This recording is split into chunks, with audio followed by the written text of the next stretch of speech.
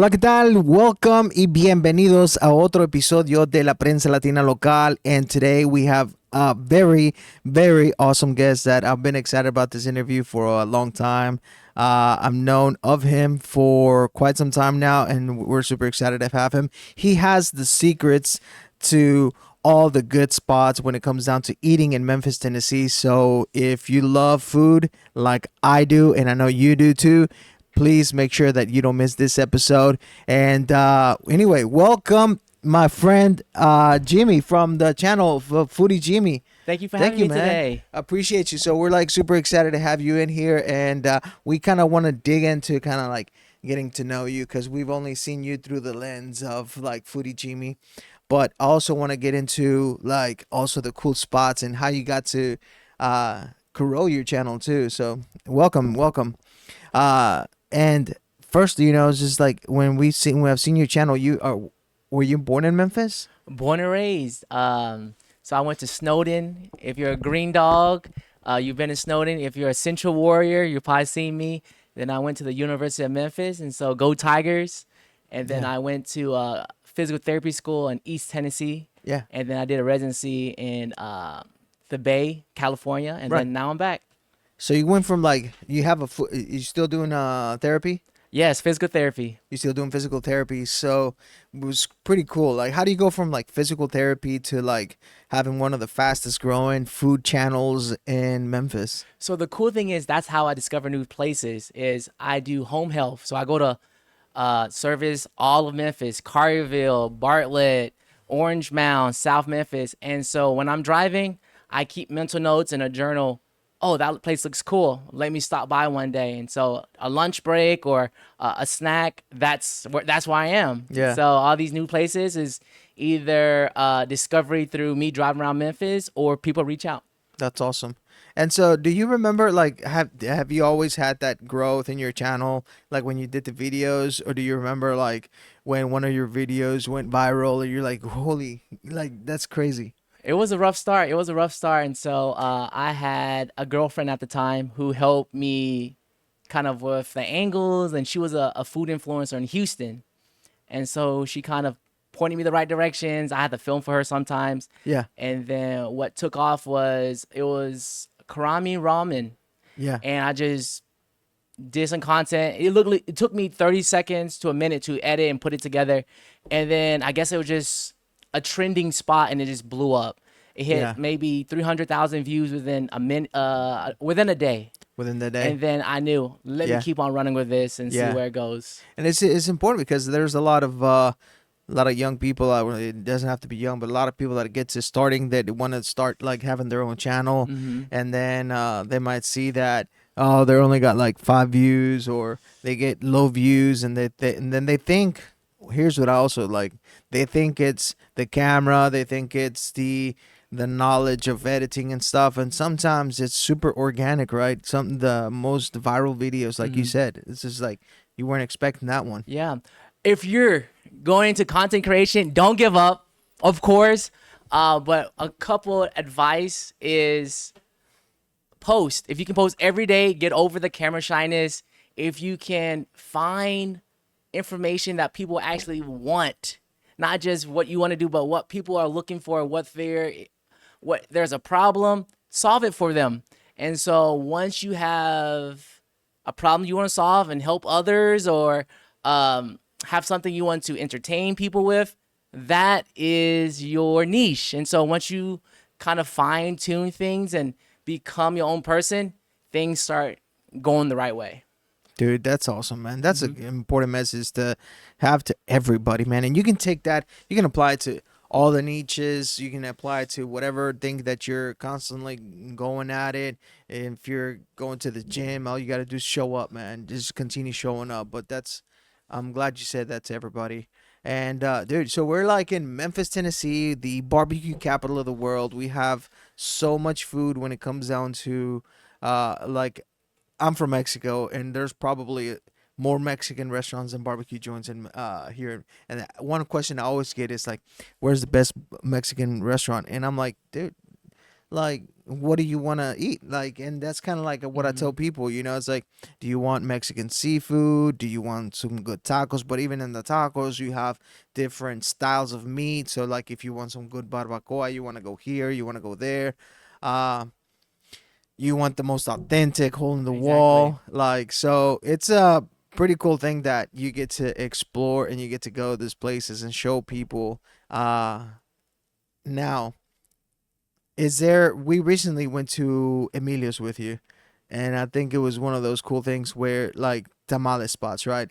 As when it comes down to, tell us about your experience with Emilio's, and how did you end up doing some good stuff, some good content with Emilio's?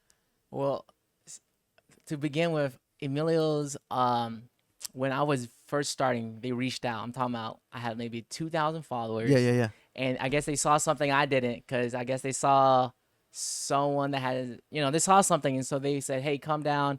We'll take care of you. Just come check us out. And I did. And I'm so glad I did, because I would pass this place all the time. It says Emilio's, but it says supermarket, but it's in like Spanish. I took Spanish too. And, you just never know. Right. And so I went in. There's a whole grocery store in there. There's a whole butcher shop in there. There's a whole restaurant in there. And so in that restaurant, there's some really good food you got to check out. And so it's a place that you wouldn't have known, like you said. You wouldn't have known. It doesn't even say supermarket; it says supermercado. Exactly, and if you don't speak Spanish, you what is that? Yeah. So I'm glad that you had the insight to actually go and check it out, and that's one of the cool things that American people or people that just don't traditionally eat Mexican food, that they go in there, and now for example with Emilio's, they get to experience what that butcher shop looks like, and all the grocery store items as well. I recently I was in Canada, and I went to this grocery store. It was huge. I can't remember the name of it right now, but it was all Asian, and I could have been there like all day, just like on each aisle. I'm just looking at it, and I'm like, dude, that looks good. That looks good. And then in that supermarket, they had a restaurant kind of like area, and I got to try like some authentic Asian food, and I was like, it was kind of like a buffet style. What is that name of the place? I'll remember probably later, but you get to try it, and it's just you get a cool experience. You get to expand your horizons when it comes down to food, so it's so cool. And but right now, like if I was to say, you've been to approximately how many spots do you think you visited? I don't know. My waistline's telling me it has been over 300 plus at this point.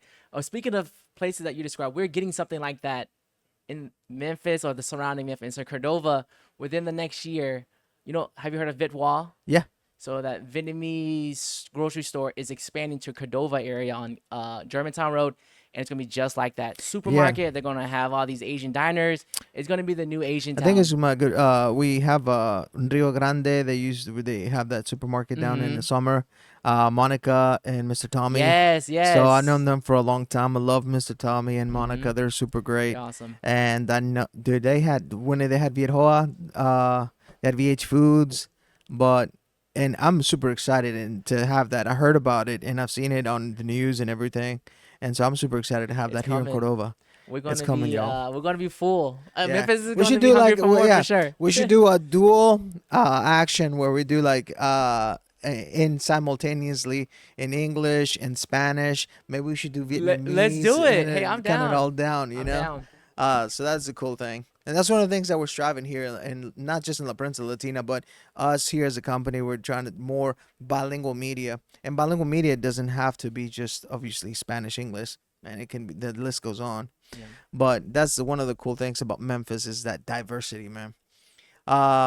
What are some of the challenges that you think you've had when it comes down to with your channel, with Foodie Jimmy? Some of the challenges is trying to get people to actually go out and try it. Meaning, because Memphis is, if you actually look at Memphis, the demographic is still black and white. Right. And so you and me are still the minorities here. And so that's actually a small percentage of Memphis still. Like, it's probably under 5%. I think the Asian population here is only 2% around Hey, that. but we're the fastest growing though. So hey, we're growing, and I we're love growing. it. And one way is the food. And so the reason I started this channel was to show minority businesses, highlight the food, because unless you see it in a whole different country or a whole different influencer or a whole different state or city, now you get to experience this in Memphis. Hey, we have this stuff. Let me show you. We have it, and now we have it. So hopefully by seeing this type of content, we have Indian food now. We have good Mexican food. We have good Asian food. And so this just opens everyone's palate of, we got good food. You just got to go out and go Dude, get it. Jimmy, and one of the things too, man, that I've seen, it's kind of like through food we can heal ourselves, but we can heal the perception, and that creates that that knowledge and that love of like everybody else, that it's like they get to experience a little bit of like who we are as Latinos, who we are as Vietnamese or Indian, and it's like, hey, maybe I should pay closer attention to this culture, to this. And then Exactly. it's like for a little glimpse, it's like, hey, they got the best tacos. That's my guy. Don't mess with them. You know, the Mexican people or the Vietnamese people. It's because we reached out through food. So I think that's a pretty cool thing. I think it's the quickest way to get to learn a culture is their food. Of course, sharing a drink together is even quicker. But for sure, sharing a Quicker, meal, yeah. a meal Yeah. together is the quickest way to get to know someone. Yeah, for sure, for sure. So when it comes down to like scoping out the places, you say you go out, you write it down, and I know that there's I also kind of like, I'm interested to see if when people reach out to you, because you want to make your channel, you want to make it as authentic as possible, as real as possible, without having financial interest. And it's like, hey, can you come and showcase my restaurant? And then you go in there and they have the worst burritos or whatever the And case so may be. what I'll do is I will go out there first, Yeah, disguise, hat, glasses, try it out first. yeah. And if it's good, okay, let's talk. If it's not good enough, like let's say if it's not better than a B minus or C plus, then I probably won't go back out there. And I try not to ghost a lot of people, but if it's not worth trying, like you have bad health scores or the food's not good or the service just stinks, then I will probably try my best to avoid you Yeah, I get you. I without get you. being too mean. As for coming out of my own pocket, yes, it's been very helpful with getting traction. And so back to the people who are doing creation, be so good that people want to pay you or get to the point where you're one of a kind. And so everyone's doing it, but what makes you better than the rest? And so just keep on perfecting your craft and you'll get there. Yeah, yeah, like you said. And my thing has always been like, continue doing it and improve as you go, man. Like improve that one thing, that one technique, and like before you know it, 3 months have gone by, half a year, the year, and you're a completely different person. Years from now, when you first started. Oh, yeah. But you never knew unless you got started. You said something about your ratings, which is pretty cool. Like, is there a rating for Foodie Jimmy? Like, how do you rate your food? Is it like five, like the Michelin stars? So I'm more of a food promoter because I understand small businesses. All my family has small businesses. If you like your nails and feet done, my sisters, I got They got 4 you. sisters, They they can got hook you. you up. And so being a small business and getting a bad review means a lot. And so literally one person's comments can literally change someone's business. And so I try to highlight, usually that's who I am. See the best out of people before they tell me something different. And so most restaurants, if I'm like just say in a new city, if they're not above a 4.0 on Yelp or Google, then it's gonna be hard because I'm already short on time with vacation or just time management. So if the food or the review is not above a 4.0, I'm not even checking them out. So Jimmy, you're in a new city.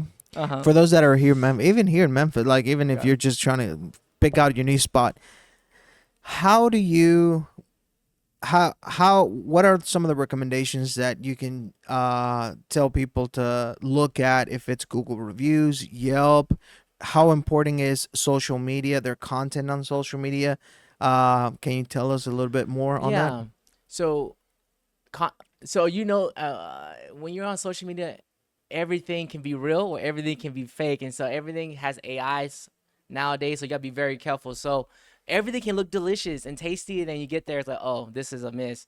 But what you can do is Google and Yelp. They don't lie, and so you can go to the comments and actually read people's comments, and if it's just someone's generated, oh, this place is good. I'm looking for people with paragraphs. And the whole experience is Looking for now I'm getting a paragraphs. common thing where everyone's talking bad about it. And then I look at the years like, okay, then this is maybe a miss. Mm-hmm. And so the reviews is still really important. So if you're a business owner out there, build up your Google brand, build up your Yelp. And so those reviews, those testimonies are really, really important. There you go. You got it. You Yeah. heard it. Build it up, man. I think it's important, and just as important is to highlight those reviews too. Like, Mm-hmm. people on their social media is one of the things that we talk about. It's like, one, you have to entice people. You have to have your social media active. You at least gotta have something in your social media that lets people know at least what atmosphere of place Mhm. you're at, the type of foods. If you can highlight some of those reviews yourself. So there's a lot of aspects in it. Did you go to marketing or anything with school? I didn't. So I'm a physical therapist. I went to school for sports medicine. But the only marketing I did was probably AP art in high school. Yeah.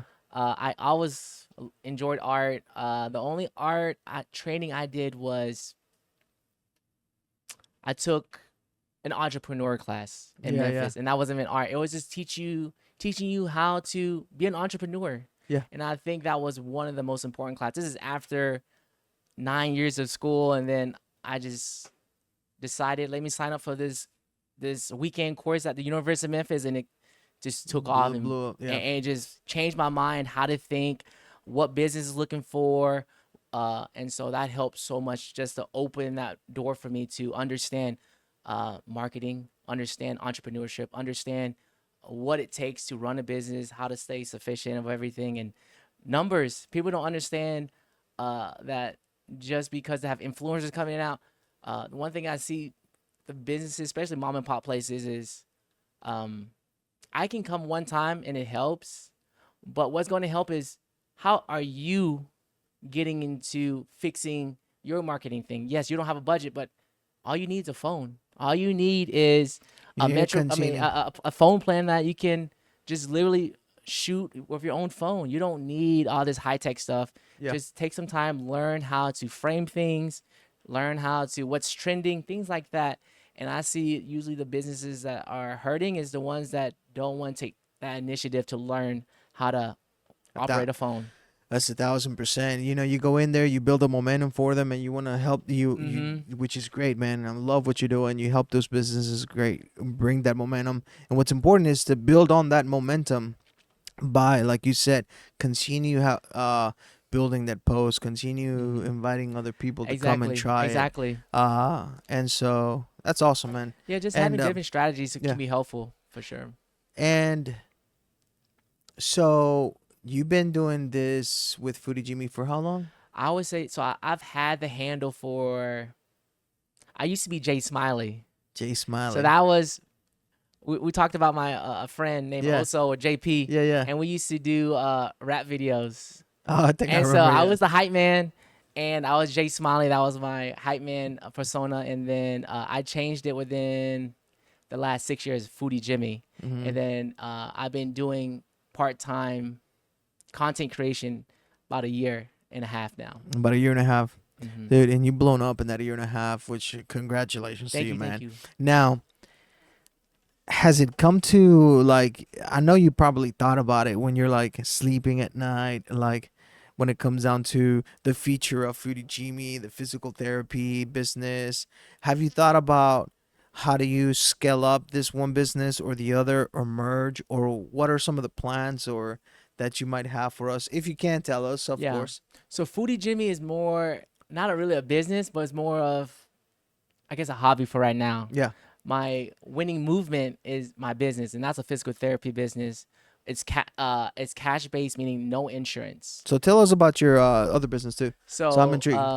So winning movement started with a promise I made to my mom, And so my mom, she was diagnosed with cancer about 5 years ago, and then she ended up passing away. Sorry But to hear that. one thing I told her was, I'm going to open a business for people like her. So my mom had 9 children, worked 3 jobs, and she was so focused on her family that she really never took the time and effort to enjoy herself. And so if you're from an immigrant family, your parents are investing so much into you just to have a better life. And so my mom never really had the best resources. Coming from an Asian household and the lack of diversity here in Memphis, we didn't have Vietnamese doctors. We didn't have people who can translate very well, because my mom only spoke Vietnamese. And so I was there, and along with my family, translating.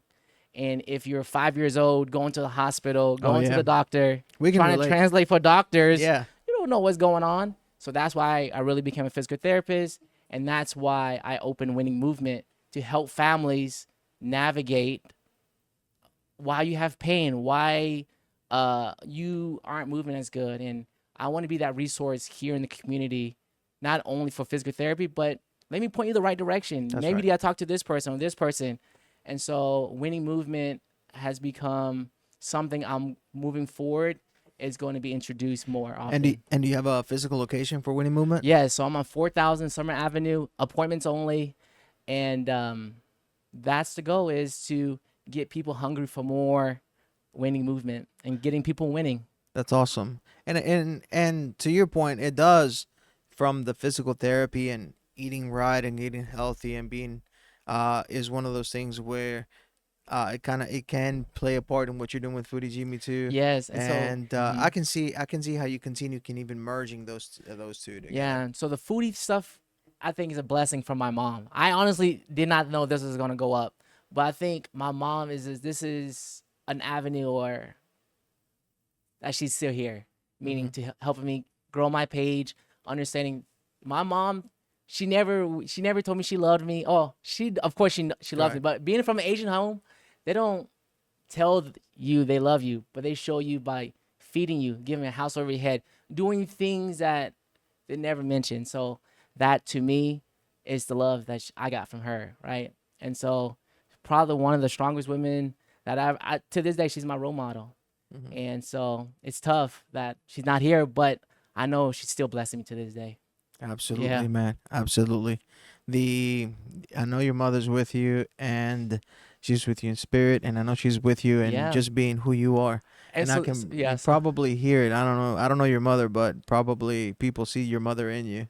I hope so. I Yeah. hope so. So she was one of the original foodies in my life. So growing up, she used to make a thing called spaghetti.